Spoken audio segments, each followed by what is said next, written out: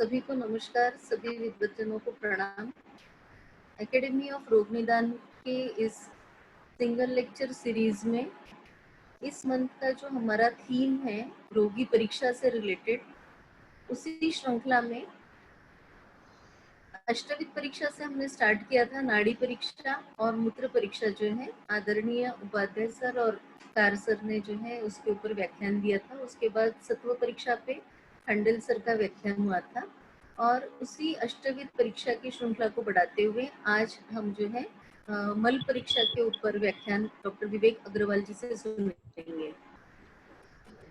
आज हमारे एकेडमी के लिए ये बहुत आनंद और हर्ष का विषय है कि आज ये हमारा इस सिंगल लेक्चर सीरीज व्याख्यान माला का 10वां व्याख्यान है और जो रिस्पांस, जो प्रतिसाद हमें मिल रहा है, तो उस सभी के लिए हम सभी जो है बधाई के पात्र हैं। जो लोग भी हमें ज्वाइन कर रहे हैं, जो लोग अभी ज्वाइन नहीं भी कर रहे हैं, तो मेरा आग्रह रहेगा कि इसका अवश्य लाभ उठाएं। आप अपने जितने भी स्टूडेंट्स हैं और भी जो आपके संपर्क में हैं, तो आप उनको भी प्रेरित करें कि ये जो हमारे व्याख्यानमाला चल रही है तो इसका लाभ उठाएं। कार्यक्रम की औपचारिक शुरुआत के लिए मैं डॉक्टर गणेश को आग्रह करूंगी कि वो धन्वंतरी वंदना से जो है कार्यक्रम की शुरुआत करें। Doctor Ganesh ji ma'am.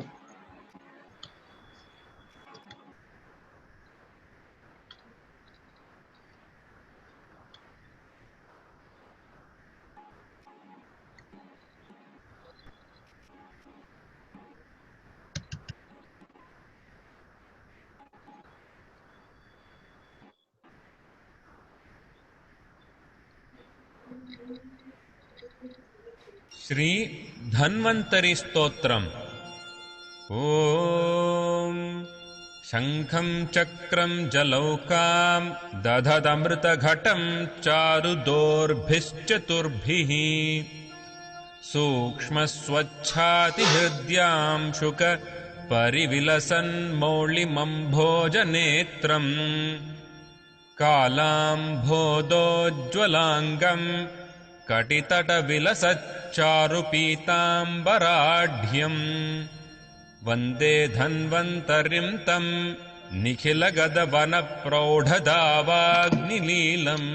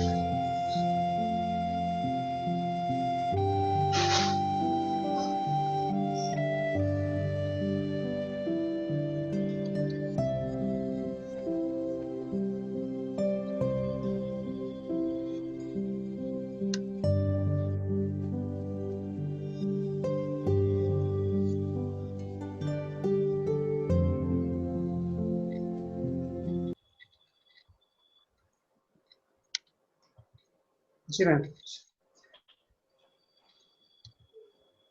Hello.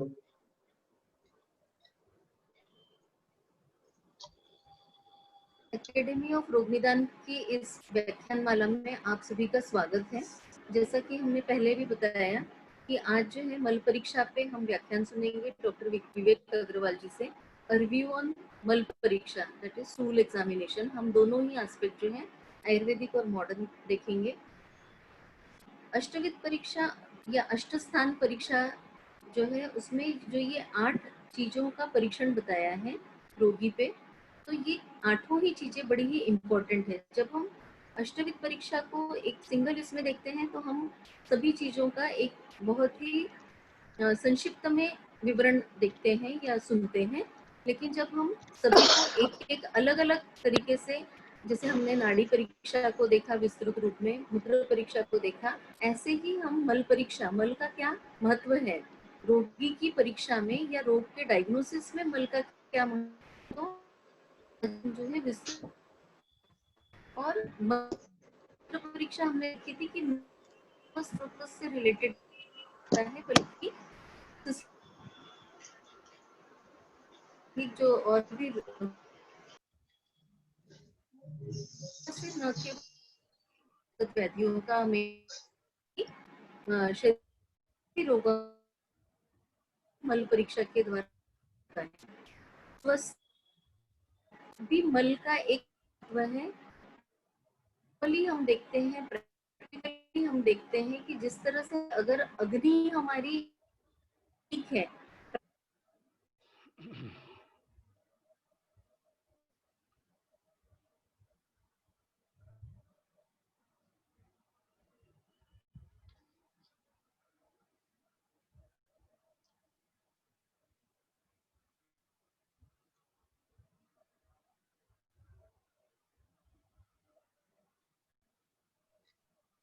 Hello ma'am, आवाज नहीं आ रही है।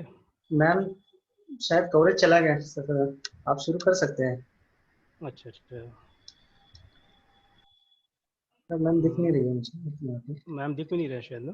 हाँ चलिए मैं शुरू करता हूँ फिर लेक्चर को ना। जी सर, चलेगा। ठीक ठीक। सभी मेरे वरिष्ठ चल जनों। रहा है, आवाज आ रही है? हाँ अभी आ रही है मैम। अब ठीक है। तो इसी श्रृंखला में जो है मल परीक्षा का जो महत्व है, तो हम ये देखते हैं कि अगर मॉर्निंग में उठ करके और मॉर्निंग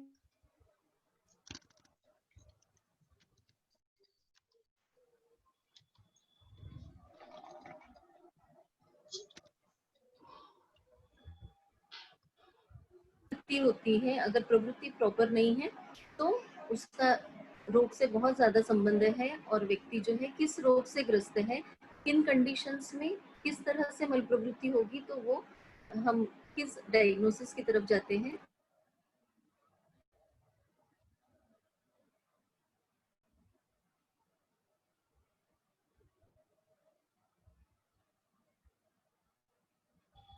मैम की आवाज बार बार जा रही हेलो है। मैम, हेलो मैडम, हम शुरू कर सर को शुरू करने के लिए बोल दूं? हेलो सर, शुरू कर दीजिए आप, जानिए। ठीक है ठीक है। तो स्क्रीन में शेयर कर लेता हूँ पहले ना। हाँ सर।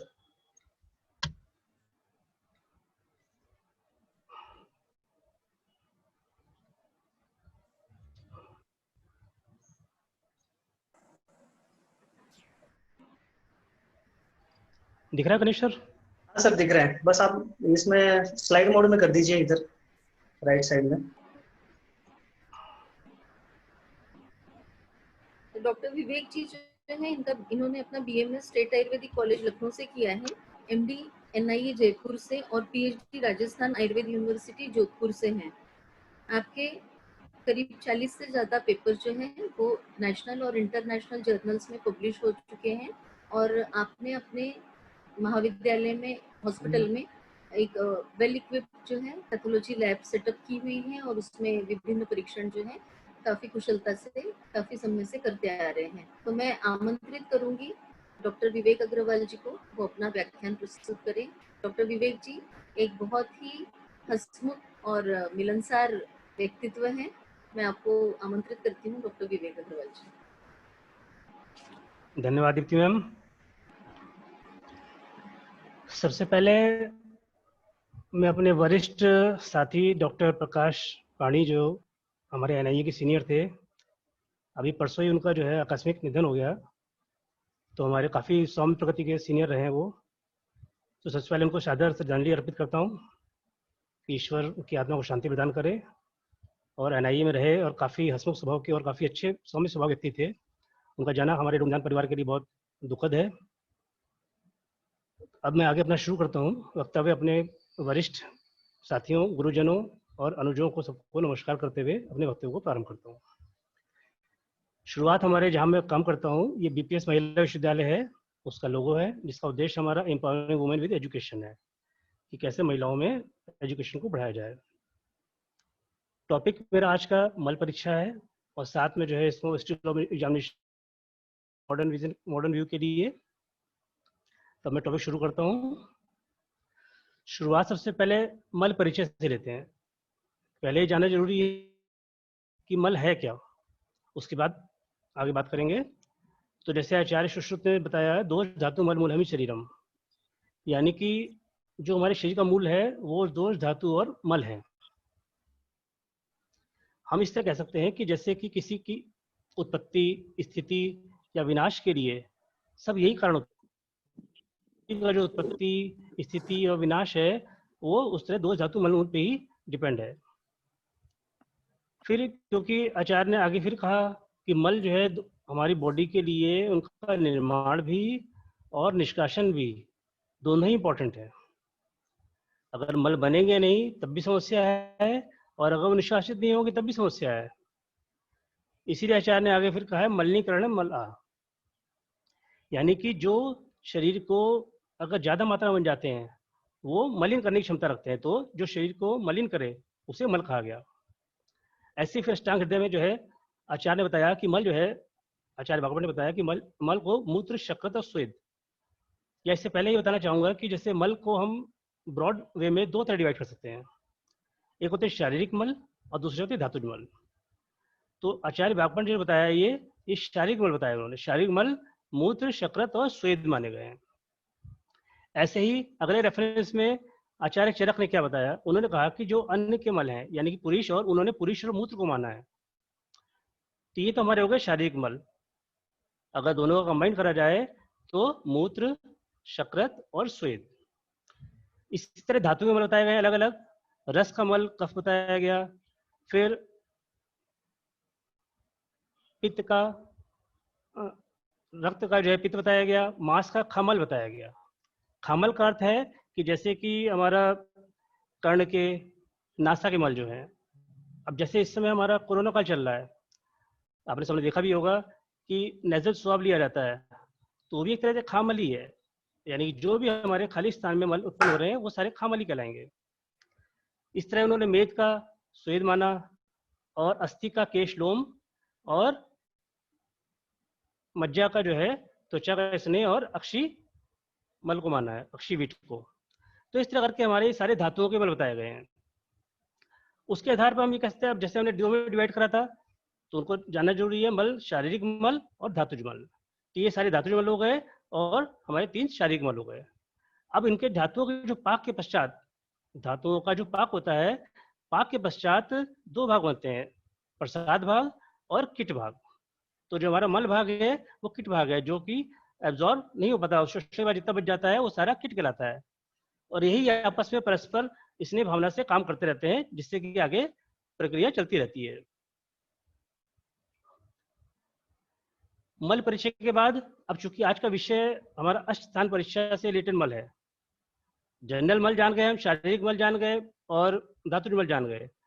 अब जैसा कि आचार्य योग रत्नाकर जी ने कहा था, अष्टांग परीक्षा में नाड़ी, मूत्र, मलम, जिह्वा, शब्देश्वर, द्रगात्री, उन्होंने मल को तीसरे स्थान पर दिया है। यानी कि मल की इंपॉर्टेंस थी, इसीलिए उसको जो है दिया गया है। शर्ते इस पे काम बहुत कम हुआ है मल के ऊपर, पर उनकी श्लोक के हिसाब से, उनके रेफरेंस जो दिए गए, उनकी सीक्वेंस के हिसाब से मल की इंपॉर्टेंस बहुत ज्यादा है।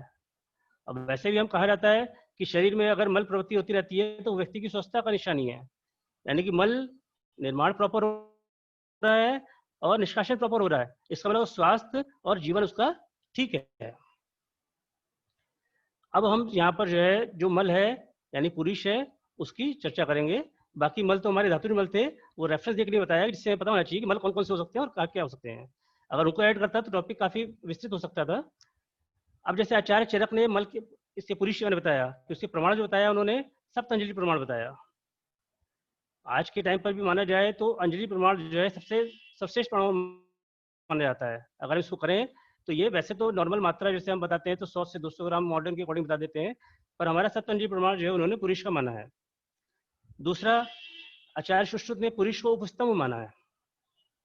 पुरुष उपस्तंभ क्यों? वैसे स्तंभ हमारे दोष माने जाते हैं और इनको माना गया उपस्तंभ, क्योंकि ये वायु को और अग्नि को धारण करते हैं, इसलिए इनको जो है इसका उपस्तंभ कहा गया। फिर एक वर्ड यूज करा उन्होंने अविष्टम्भा पुरुषस से। अविष्टम्भा पुरुषस मतलब कि ये देह को धारण करने वाले भी हैं, यानी कि मैंने जैसे वर्ड यूज करा पहले कि निर्माण करने वाले भी हैं, निष्कासन दोनों चीजें हैं, तो इस कारण इसके लिए वर्ड यूज करा अविष्टम्भा पुरुषस से। ये जो इसका जनरल परिचय था। इसके बाद हम चाहे आयुर्वेद पद्धति से या आधुनिक पद्धति से अगर हम सैंपल कलेक्शन करते हैं तो ऑलमोस्ट प्रोसेस सेम ही रहता है, तो जो प्रिकॉशन है वो सारे सेम रहते हैं।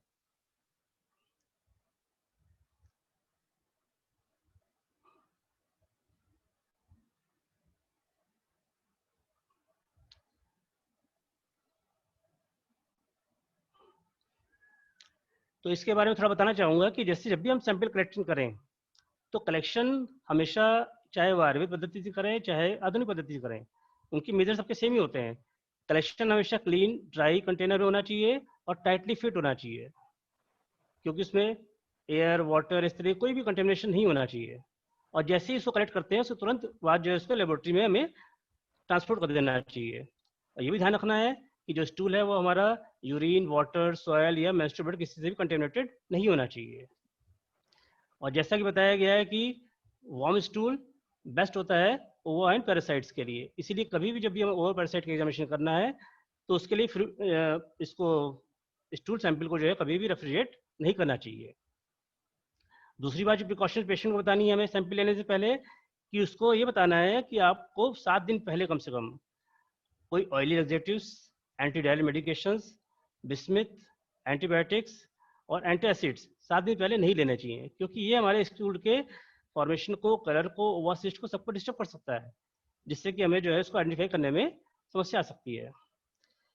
फिर ये बताया गया कि स्टूल जो है हमारा उसका टाइम पीरियड क्या रहना चाहिए कलेक्शन पेशेंट देने से लेकर उसको इन्वेस्टिगेट करने तक।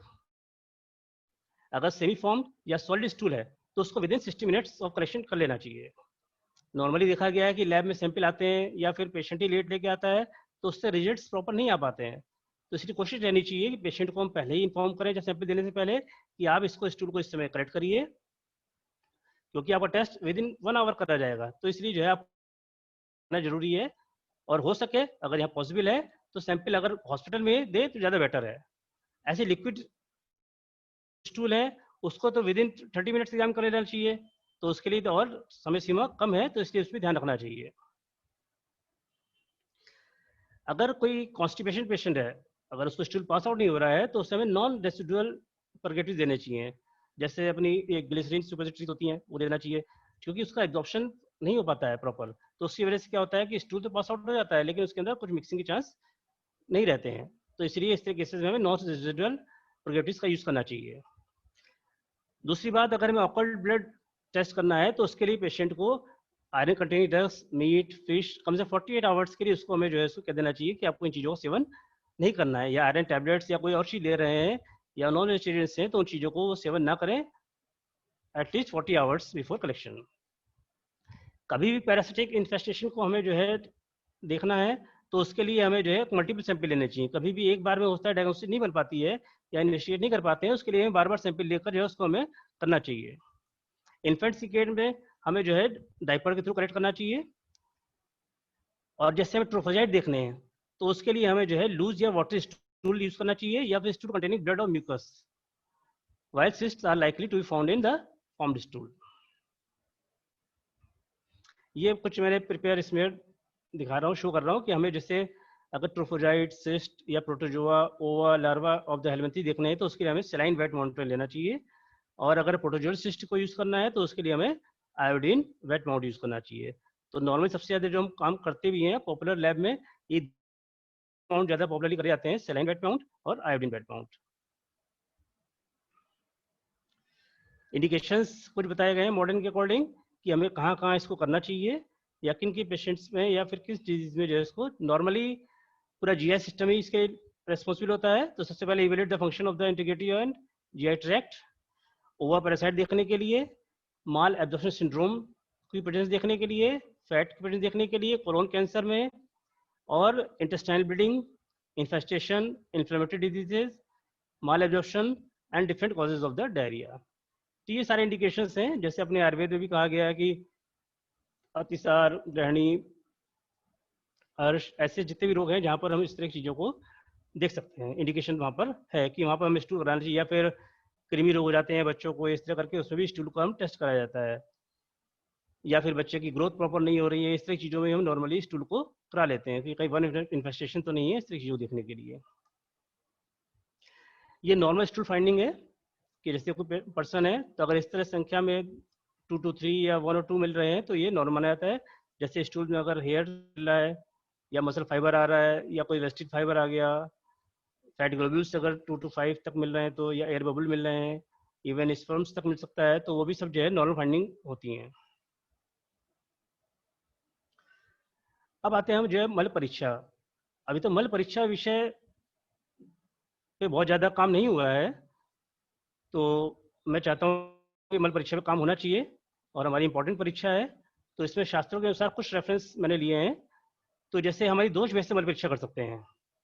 अब दोष भेद के अनुसार क्या है, जैसे बताया वातन मले तू दृढ़ता शुष्टता चापी जाए थे, यानी वात के जो मल उत्पन्न हो रहा है, क्योंकि हम शास्त्रों की परीक्षा देखेंगे उसके अनुसार अगर मल आता है, समय से आता है, तो उसको हम ऑब्जर्व करेंगे तो उसको हमें प्रॉपर रिजल्ट देने में ज़्यादा इजी रहता है कि हम उसको कैसे पहचान पा रहे हैं। अगर वो डिले हो रहा है, कर रहा है, तो वात मल है, लाते लाते अगर वो शुष्क हो जाता है या कोई समस्या आ जाती है तो फिर उसको आइडेंटिफाई करना मुश्किल हो जाता है।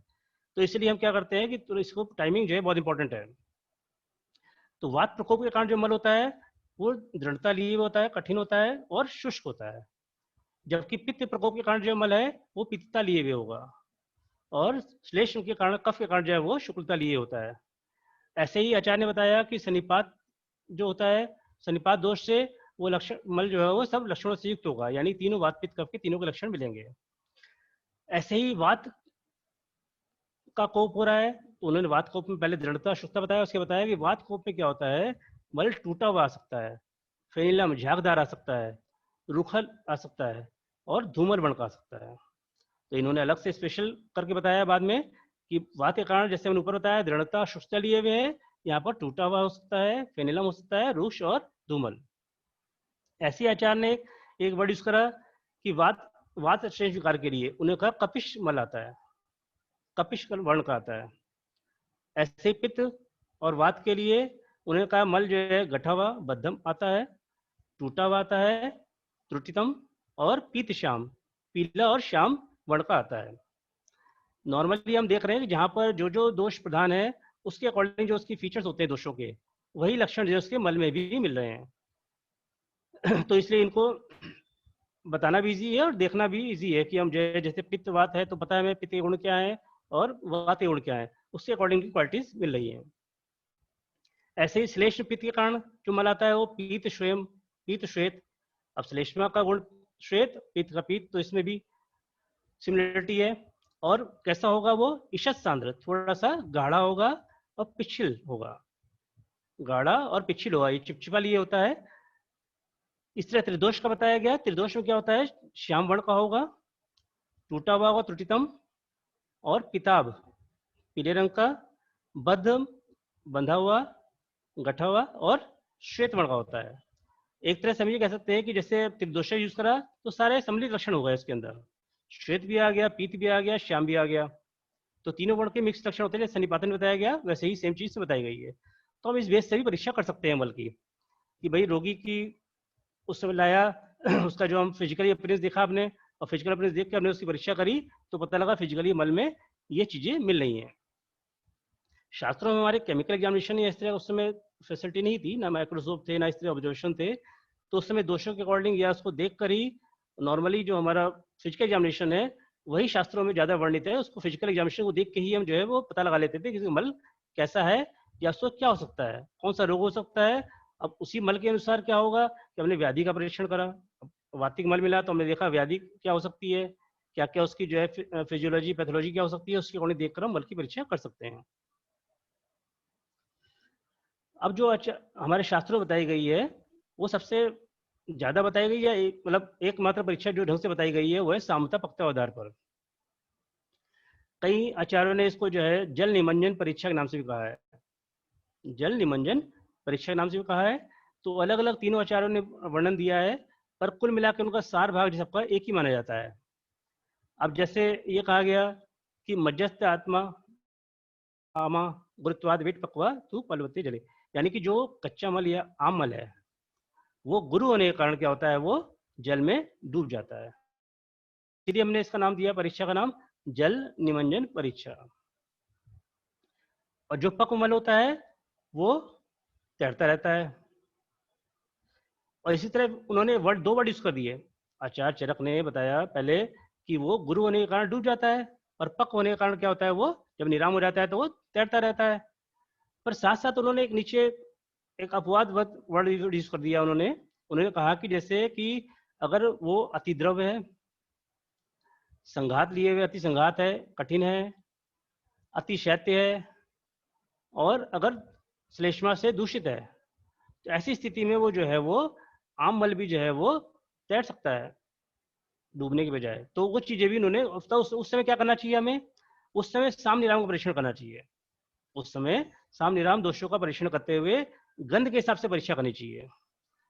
जब हमें लगता है कि कंडीशन ऐसी है कि अति द्रव कंडीशन आ गई, या अति शैत्य आ गई, या अति संघात आ गई, इस कंडीशन में क्या करना चाहिए कि हमें केवल निमंजन परीक्षा करना सोचते हुए, जल निमंजन परीक्षा करना सोचते हुए, हमें उस साथ साथ उसमें जो है उसकी गंध परीक्षा या उसके लक्षणों को देखते हुए, या फिर उसकी देह की गौरवता को देखते हुए कि वो जो है गुरुता कैसे, शरीर में गुरुता कैसी है, क्या है, उसके अकॉर्डिंग परीक्षा करनी चाहिए। और बाद में जैसे आचार्य ने उपचार के लिए बता दिया कि लंघन पाचन, साम अवस्था में लंघन पाचन के बाद जो है, और निरावस्था में स्तंभन औषधियों के द्वारा या स्तंभन के द्वारा उसको हमें परीक्षा करनी चाहिए, देखना चाहिए रोगी का वो आम था कि वो निराम अवस्था थी। ऐसे ही जो है चरक के बाद आचार्य सुश्रुत ने भी रेफरेंस दिया है, और सुश्रुत के अनुसार भी जो है जो चीजें उन्होंने स्टार्ट में बताया फर्स्ट टाइम, जैसे उन्होंने कहा वात प्रकोप दोषों के कारण आम मल जो होता है वो डूब जाता है जल में, और पक्व मल जो है वो तैरता रहता है। ऐसा आचार्य चरक ने बताया। और इन्होंने क्या है आगे चलकर जो है लक्षणों में थोड़ा सा और बढ़ाया कि जो पुरुष होगा ऐसा आम गंधी जो होगा, आम होगा वो दुर्गंध युक्त होगा, यानी दुर्गंध ज्यादा होगी, विच्छिन्न होगा यानी टूटा फूटा होगा, कठिन होगा। ऐसे मल को इन्होंने आम की संज्ञा दी गई है। अब विच्छिन्न जो वर्ड यूज करा गया है, माधवन जान ने इसको पिछलम वर्ड यूज करा है इसके लिए। माधवन जाने से पिछलम कि विच्छिन्न का मतलब है कठिनता, और पिछलम जो वर्ड यूज करा गया उसके लिए चिपचिपा, जो कि कफ के या आम के जो है वो मिलता जुलता लक्षण है। तो इसलिए यहाँ पर विच्छिन्न के बजाय माधवन जान के पिछल वर्ण जो है वो ज्यादा उचित प्रतीत होता है। तो उन्होंने लक्षण बताया आम के लिए, जैसे हमने पीछे भी कहा कि हमें दुर्गंध के अनुसार परीक्षा करनी चाहिए। फिर जैसे से आगे एडवांसेस आते गए संहिताओं में, तो उस हिसाब से वो चीजें और क्लियर होती चली गई। तो वहां पर क्या है, जब इस तरह कंडीशन आ जाए कि जब जो है अति कठिनता संघात या इस तरह के कफ दोष प्रकोप ज्यादा हो जाए, तो उस समय दुर्गंधी के द्वारा, ये गंध के द्वारा और उसकी पिछलता को ध्यान में रखते हुए हमें उसकी आम की संज्ञा आम को देखना चाहिए। इसके विपरीत सारे लक्षण जो है वो सारे निराम के कहलाते हैं, जैसे कि उसमें दुर्गंधी का ना होना, ना होना, पिछलता ना होना, ये सारे लक्षण माने जाते हैं। लघुता होना, मनुष्य में लघुता का अनुभव होना भी जो है वो पक्व का निर्देश करा गया है। या फिर कहते हैं कि जो है अगले, जैसे आचार्य भागवत ने बताया कि उन्होंने ये सब चीजें परीक्षाएं जितनी बताई गई, ये सब अतिसार के रेफरेंस से बताई गई। अतिसार, ग्रहणी, उनको उद्देश्य करते हुए सारी चीजों को वर्णन कराया गया आचार्यों ने। तो फिर आगे भागवत ने भी सेम रेफरेंस ये दिया है। उन्होंने ये कहा है कि जो है भारीपन, यानी कि जो आम है कंडीशन है, उसका मल जो होता है वो जल में डूब जाता है, गौर तपसु मज्जती। और उन्होंने कहा मल जो होता है वो दुर्गंध युक्त होता है, आटोक यानी कि आटोक के लक्षण मिलेंगे, गुड़गुड़ाहट मिलेगी, विष्टम्भता मिलती है, और पीड़ा मिलेगी, और साथ में प्रसेकानी यानी कि लाला प्रसेक, मुख से लाला स्राव भी दिखाई देगा। तो रोगी अगर साथ साथ हम उसकी परीक्षा करते हैं, भी मल परीक्षा होती है, नॉर्मली इसमें पेशेंट का बहुत बड़ा रोल होता है। अगर पेशेंट, क्योंकि नॉर्मली पेशेंट जो है अपने आप करके बताए, उसको समझा दिया जाए पहले कि आपको इस तरह परीक्षा करनी है, इस तरह उसका ऑब्जर्व करना है, तो तुरंत जो इमीडिएट रिएक्शन होती है वो ज़्यादा इंपॉर्टेंट होती है। तो इसलिए रोगी को समझाना चाहिए कि उसको आपको ऑब्जर्व करना चाहिए कि मल डूबता है, तैरता है, या चिपक जाता है, या इस तरह कंडीशन होती है, उसको भी हमें ऑब्जर्व करना चाहिए। या फिर मल त्याग के समय दुर्गंध का आना, या गुड़गुड़ाहट होना, या फिर लाला स्राव होना, ये सब भी लक्षण मिलते हैं। इसके विपरीत जो बताया गया वो सारा उन्होंने बता दिया कि ये निराम अवस्था है। और निराम अवस्था में उन्होंने कह दिया जो पक्व मल होगा वो जो है तैरता रहता है। फिर उसके बाद जो है, अब चूंकि हमारी मल परीक्षा जो है, मैंने जैसे कहा था स्टार्टिंग में कि आचार्यों ने पहले दोषानुसार बताई, फिर उसके बाद उन्होंने बताया कि जो है उसको आम पक्ष विचार करना चाहिए। फिर जैसा कि हम मल में फिजिकल एग्जामिनेशन ज़्यादा अच्छे से कर सकते हैं, तो अलग अलग मैंने इसको कोशिश करी है कि जो है अलग अलग इसको वर्ण, गंध और स्पर्श सबके आधार पर इसको अलग अलग जो है बताने का प्रयास करा है। तो जैसे अलग अलग व्याधियां हैं, सब में अलग अलग वर्ण मिलते हैं, तो वर्ण के अनुसार किस व्याधि में कौन सा वर्ण मिलता है उसके आधार भी हम निर्धारण कर सकते हैं कि इसको कौन सा रोग हो सकता है, और वो रोग साध्यता और ये सब करने में भी इसमें फायदा मिलता है। जैसे कृष्ण वर्ण बताया गया 6 रोगों में। अब 6 रोगों में बताया, अब जैसे 6 रोग मान लें, या रायशमा जैसे उसको कह सकते हैं, 6 रोग में सबसे कॉमन जो है, उसमें क्या होता है, धातुएं जठराग्नि लगातार पाचन करती रहती है, और पाचन करते करते क्या होता है कि वो जो है रस धातु का निर्माण कम करती है, बल्कि उसमें जो बनता रहता है वो सारा मल बनता रहता है। तो इसीलिए उसमें जो है वो कृष्णता भी आ जाती है, और इसको कृष्ण वर्ण माना गया है। वातिगर्ष में, वातिगुल में, कुंभ कामला में जैसे बताया गया कृच्छसात, कुंभ कामला, कृष्णपीत, जो उन्हें वर्ड यूज करा आचार्य ने, तो कालांतरात खरीब होते हैं, कालांतर लगातार खरीब होने के कारण भी उसका कृष्ण आ जाता है। या फिर जितने रोग इसमें बताए गए, प्रतिसार 6 रोग, सब में यही माना जाता है कि नॉर्मली जो होता है कि जो कृष्णता आ रही है वो कुछ ना कुछ ऐसी चीज ली जा रही है, कोई किसी मेडिसिन की वजह से भी आ सकती है, जैसे हम कहते हैं ना कि आयरन कंटेनिंग डाइट ज़्यादा लेंगे, या फिर अपनी आयुर्वेदिक औषधियाँ भी जो होती हैं, कई सारी जो होती हैं, उनके कारण भी कृष्ण वृत्ता आ सकती है। तो हमें भी उससे रूल आउट भी करना चाहिए कि वर्ण कृष्ण क्यों हो रहा है। जब भी वर्ण परीक्षा करें तो वर्ण परीक्षा में हमेशा ध्यान रखना चाहिए कि उसको हमें उसका डाइट पैटर्न या उसको भी ऑब्जर्व करके तब वर्ण परीक्षा में ध्यान करना चाहिए, क्योंकि हमारे आहार में जो भी लेते हैं सबका उसका मल पर इफेक्ट पड़ता है। ऐसे श्याम वरुण बताया गया, इसमें जैसे वातिक पांडु, वातिक उदर रोग, वातिक गर्श, ये सारे वातिक जितनी व्याधियां हैं सब में कि वात का गुण भी श्याम वरुण है, तो वात वाली जितनी है उसमें सब में ये मिलेगा। और वातिक पांडु में उन्होंने कहा भी रुक्ष अरुण या श्याव अरुण अरुणावता वर्ड यूज करा गया है वातिक पांडु के लिए। ऐसे शुक्र वर्ण है, इसमें जितने श्लेष्मिक रोग हैं, जैसे श्लेष्मिक ज्वर, श्लेष्मिक उदर रोग, श्लेष्मिक गर्श, श्लेष्मिक पांडु, श्लेष्मिक अतिसार, ये सारे इतने रोग हैं। जैसे मैंने शुरू में कहा भी कि हमारे वर्ण जो है नॉर्मली जो वात पित्त कफ के जो गुण होते हैं उन पर बहुत डिपेंड करते हैं। जैसा गुण होता है उसके अनुसार इसका वर्ण आता रहता है। जैसे वातिक है प्रधान है तो कृष्ण वर्ण होना है, श्याव वर्ण होना, कफज प्रधान है तो शुक्र वर्ण होना, पैतिक प्रधान है तो पीत वर्ण, रक्त वर्ण, इस तरह की चीजें होती रहती हैं। तो ये चीजें क्या है, हम इस चीज को हमें माइंड में रखना चाहिए कि उसका दोष निर्धारण करने में जो फायदा होता है, और उसको ये ध्यान रखना चाहिए जरूरी है कि आहार विहार सबसे इंपॉर्टेंट है। दोष का हमने निर्धारण तो कर लिया, लेकिन आहार विहार का निर्धारण करना भी साथ में जरूरी है, जिससे पता लग जाता है कि वो चीज किसकी वजह से हुई है। ऐसी रक्त वर्ण कामला में, पैतृक अतिसार में, सहज में, शिद्रोदर में मिलता है। पीत वर्ण जो बताया गया आचार्य ने, ये आम दोष में मिलता है। और साथ में एक लक्षण बता दिया कि अगर पीत वर्ण मिल रहा है तो वो क्या है, साथ में अगर कटी वेदना लेके आ रहा है तो वो आम दोष को डिनोट करेगा। तो इसमें क्या होता है कि जैसे हमने आम परीक्षा अलग कर ली और उसके अलावा आम दोष के निर्धारण करना है, तो कि आम दोष है उसको, तो उसमें सकटिवेदनम ये स्पेशल गुण आचार्य ने बताया है। ऐसे ही हमारे गुंजा फल स्वर्णम च, शोकट सार में गुंजा फल के समान जो है अगर मल का वर्ण होता है तो उसे हम शोकट सार में डिनोट कर सकते हैं। इसी तरह आधुनिक के अनुसार भी मैंने कुछ कलर्स को जो है साथ में कंपेयर करा है, या फिर जो चीज़ें बताई हैं हमने हमारे आयुर्वेद शास्त्रों में बताई गई हैं, वो काफ़ी सारी चीज़ें जो है मॉडर्न के अनुसार भी वो एप्लीकेबल होती हैं, मिलती जुलती हैं। जैसे कि यहाँ पर बताया गया, हमने कृष्ण में बताया।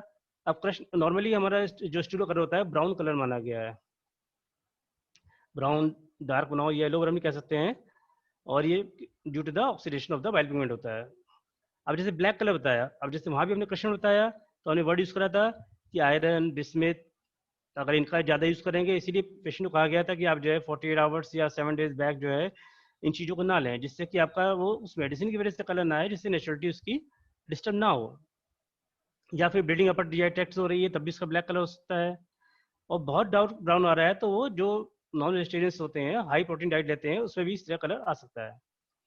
या फिर रेड कलर जो है बीट्स या जिस तरह जो चीज़ें खाते हैं हम लोग, बीट्स, अनडाइजेस्टेड टोमेटोज, लग्जेटिव्स इस तरह की चीज़ें लेते हैं, उसकी वजह से भी जो है, या फिर लोअर जीआई ट्रैक्ट के कारण जो अगर ब्लीडिंग हो रही है तो उसकी वजह से भी रेड कलर आ सकता है।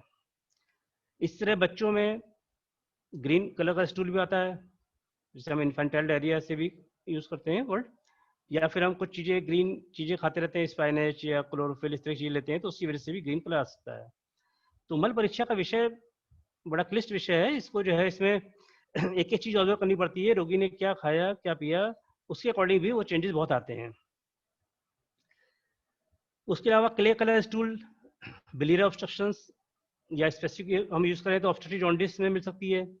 इसके लिए हमारे आचार्य ने वर्ड यूज़ करा है तिल पिष्ट सनिभम, यानी जब ऑब्स्ट्रक्शन जो हो जाता है तो उसके कारण क्या होता है, बाइल नीचे जा नहीं पाता है, जिसकी वजह से कलर होता है वो क्ले कलर हो जाता है बिलियरी ऑब्स्ट्रक्शन के कारण।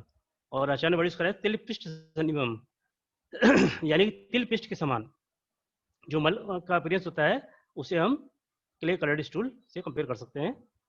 सिल्वरी स्टूल भी मिलता है, ये कार्सिनोमा ऑफ द एम्बुलर वेट्रस मिल सकता है। और राइस वाटर स्टूल ये बहुत कॉमन है, कॉलरा मिल सकता है, चावल के धोन के समान। फिर उसके बाद जो है पहला हमने वर्ण के अनुसार देखा कैसे परीक्षा कर सकते हैं मल की, फिर उसका स्पर्श के अनुसार। ये चीज़ें आज के टाइम पर जो है प्रैक्टिकली बहुत डिफिकल्ट है, पर हमें करना चाहिए कुछ ना कुछ मेजर्स बना के इसको। तो मल स्पर्श परिवर्तन जैसे शीत स्पर्श है, या फिर हमें इसको रोगी से ही पूछ कर भी कर सकते हैं। तो अजीर्ण या श्लेष्म सारी कंडीशन में शीत स्पर्श होता है। पैथिक जैसे मैंने बताया सारे जो हमारे दोषिक गुण हैं उनका बहुत ज़्यादा रोल है, जैसा दोष होगा वैसे उसका वर्ण भी है, स्पर्श भी हो रहा है। अब जैसे श्लेष्म गतिसार है शीत होगा, पैथिक उष्ण, स्निग्धलीय वे है कफज, और रुक्ष है तो वो वातज कंडीशन में जो है। तो ये चीज़ों को ध्यान रखना चाहिए जिससे कि हमें कम से कम दोष निर्धारण तो हो जाता है। उसके बाद हमें देखना है कि वो स्पर्श किस वजह से आ रहा है या क्या उसके और कारण हो सकते हैं। ऐसी आचार्य ने जो है मल में फेन की उपस्थिति बताई है कि जैसे फेन आना, तो जैसे वातिक विस्तार का अर्णवम फेलिनम चा वर्ड यूज करा गया, ऐसी वातिक ग्रहणी में फेन आया है, झागदार होना, वातिक गर्श में भी बताया गया। तो हमें अब तीनों को आपस में सोचा चाहिए कि तीनों में कौन सा क्या हो सकता है, तो उसके और सिम्टम देख कर उससे ऑब्जर्व करेंगे कि मल में फेन की स्थिति क्या होती है। ऐसी आचार्य ने सन्निपात अतिसार में बहुत अच्छा वर्ड यूज करा है, वरा स्नेह मांसाबू त्रिदिशम। अब वरा यानी कि सुअर के स्नेह मांस के जल के समान जो अपील होता है, धोवन के समान होता है, उसे सन्निपात से बताया गया कि अगर हम चेक कर रहे हैं मल को चेक करने में अगर इस तरह कंडीशन आती है, इस तरह का अपीयरेंस मिल रहा है, तो हम सोच सकते हैं उसमें फिर साथ में लाक्षणिक परिवर्तन जानना बहुत जरूरी है। तो उसको हम कह सकते हैं सन्निपात अतिसार हो सकता है, यानी सभी दोषों के मिक्स लक्षण मिल सकते हैं उसके अंदर। ऐसे ही अलग अलग व्याधियों में मल संगति परिवर्तन देखा गया, यानी कंसिस्टेंसी ऑफ दी स्टूल में क्या क्या चेंजेस आते हैं। वैसे तो कंसिस्टेंसी के नाम पे बात आती है तो हमेशा हम दो वर्ड यूज कर लेते हैं कि अगर लिक्विड हो रहा है तो डायरिया, और अगर हार्ड स्टूल है तो कॉन्स्टिपेशन। पर आयुर्वेद में इसका जो है बहुत अच्छे से अलग अलग करके इसका वर्णन करा गया है कि कैसा आ रहा है, उसके अकॉर्डिंग कैसे हो सकता है वो। तो सांद्र बताया कि जैसे बहुत ज़्यादा कंसनट्रेटेड स्टूल है या डेंस है, गाढ़ा आ रहा है, तो वो कफज अतिसार मिल सकता है। और वैसे हम कह सकते हैं कफ का गुण भी सांद्रता है, तो उस तरह करके भी ले सकते हैं उसको। बद्धम वर्ड यूज करा गया, यानी कि स्टूल अगर बधा हुआ आ रहा है, तो इसमें जैसे आचार्य योगनाथ जी ने बताया कि अग्नि के विषय में जब बताया उन्होंने, तो उन्होंने कहा कि अगर तीक्ष्ण अग्नि ज्यादा होगी तो मल जो है वो पिंडित होगा, यानी बद्ध होगा। तो उस तरह करके बद्ध मल के बारे में बताया उन्होंने अग्नि का, क्योंकि मल का अग्नि पे बहुत निर्भर करता है। जैसी अग्नि होगी वैसी मल का प्रभाव होगा, जैसी मल का निष्कासन होगा या प्रभाव होगा उसका। और बद्धता फीचर वातिक गुण है, तो इसलिए इतने वातिक हमारी व्याधि आगे हैं, वातिक अतिसार, वातिक विसर्ज, वातिक ज्वर, वातिक गर्श, सहजड़, इन सब में तो बद्धता मिलेगी।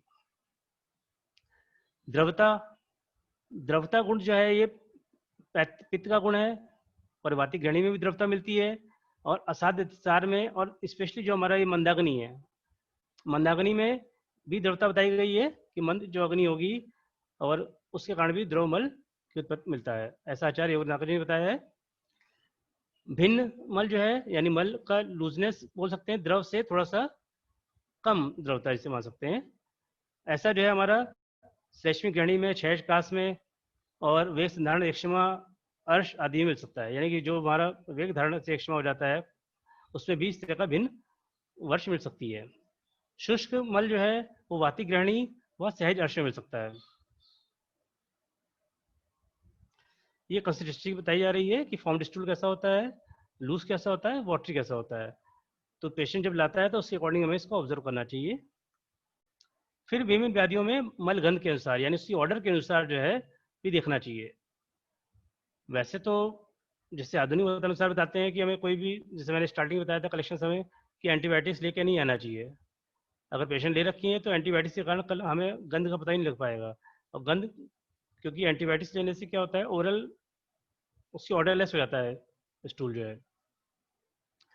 तो इन अलग अलग गंधों के हिसाब से हम जो बता सकते हैं कि दुर्गंध यानी कि बहुत ज़्यादा फाउल स्मेलिंग स्टूल आ रहा है, तो ये कफार में, पैतृक पांडु में, सन्निपात सर्दी में, आम पुरुष में, विट विज्ञात यानी अतिसार में और पुरुष में सूत्र दृष्टि में मिल सकता है। विश्रगंधी आ रहा है।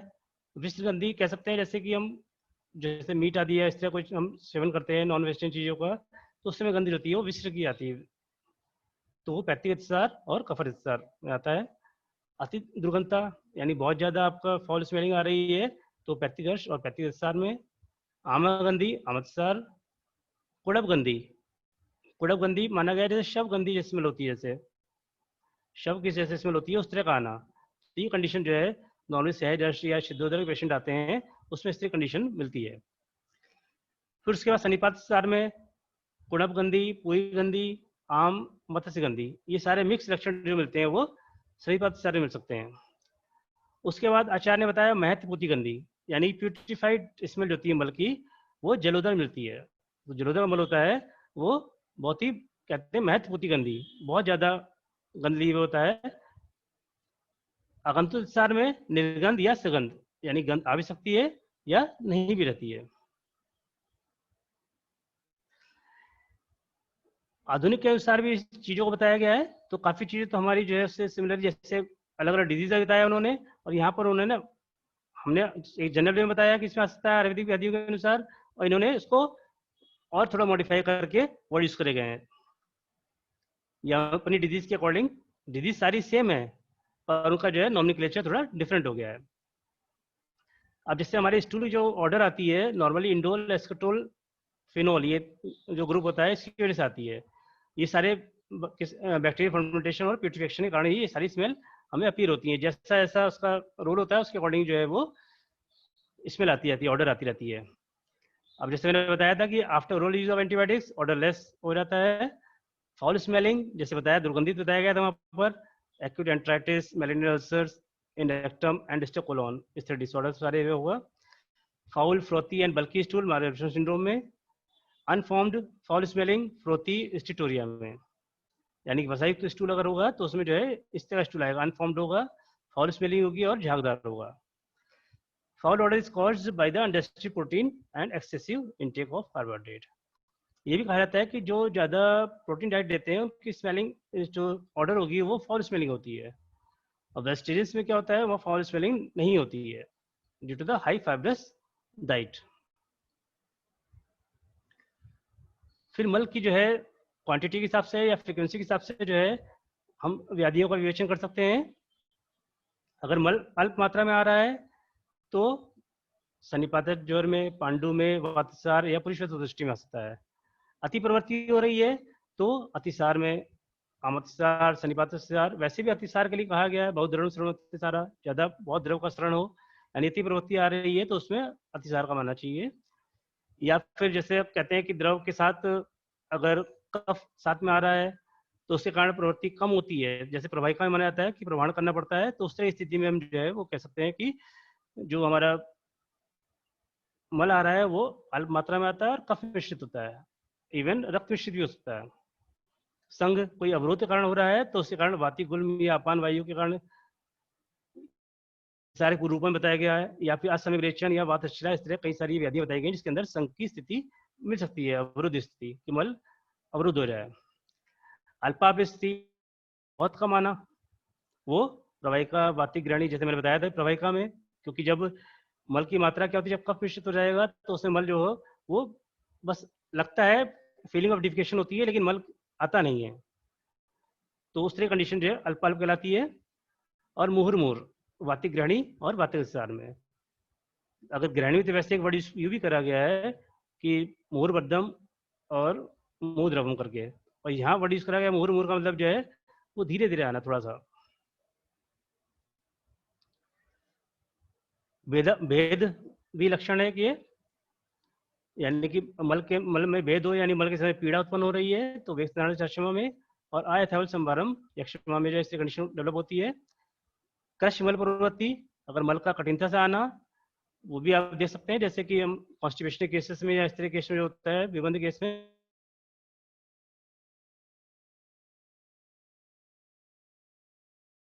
वो मल आने में कोई समस्या है या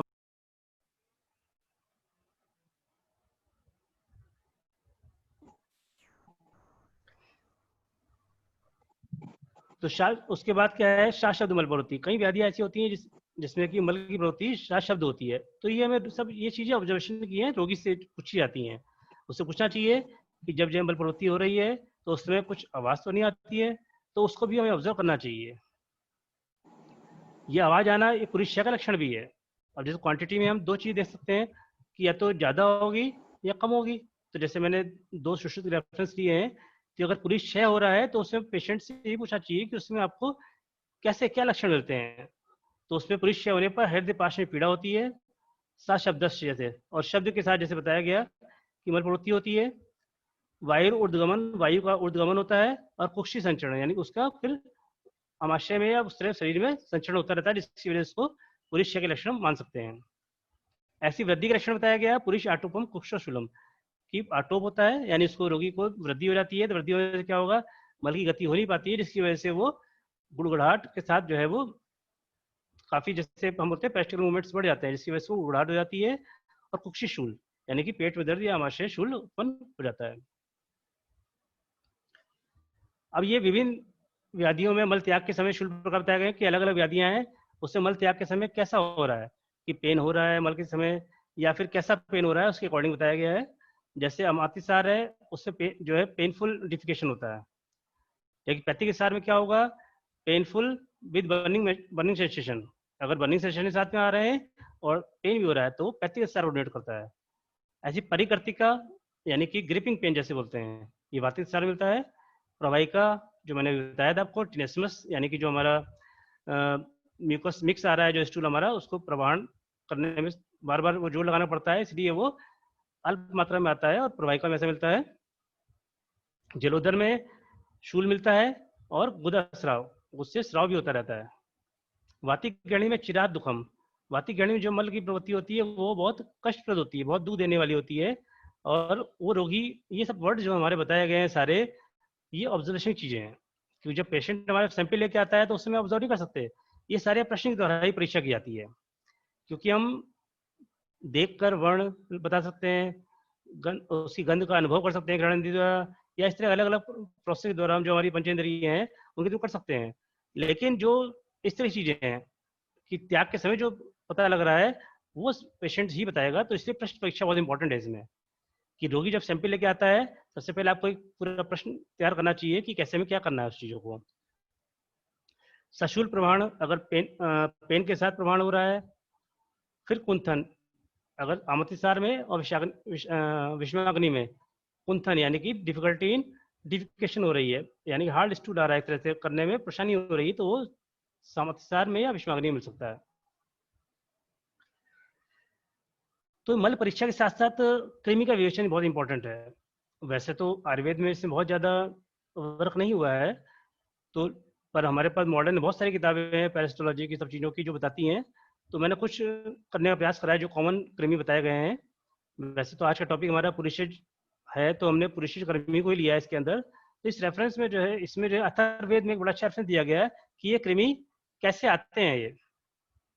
तो आचार्य ने अथर्ववेद में कहा है कि ये कृमि पर्वतों से, वन से, औषधि से और अपस्वनता यानी कि जल से, ये सारे इन सब मार्गों से आते हैं, और यहाँ से आकर ये हमारे शरीर में प्रवेश कर जाते हैं, इसलिए इनको कृमि कहा गया है।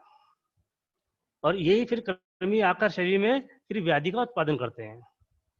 तो जैसे इन्होंने बताया कि पर्वतेशु वनेशु, अब जैसे मक्खी मच्छर जैसे मलेरिया येलो फीवर इस तरह जो हमारे मॉस्किटो बॉर्न डिजीज हो गई या फिर बी बॉर्न डिजीज हो गई, इस तरह जो सब चीज माना गया कि ये सारे पर्वतों में वनों से उतरे उतरे आए हैं, या हमारी मेडिसिन हैं उसके कारण या जल के कारण, जैसे टाइफाइड फीवर होते हैं, जैसे हमारी जो वाटर बॉर्न और एयरबॉर्न डिसऑर्डर बने गए हैं, वो सारा सबका मॉडर्न के अकॉर्डिंग जो सम्मिलित है वो सारा इन 3 बातों के अंदर सारी बातें सम्मिलित हो जाती हैं।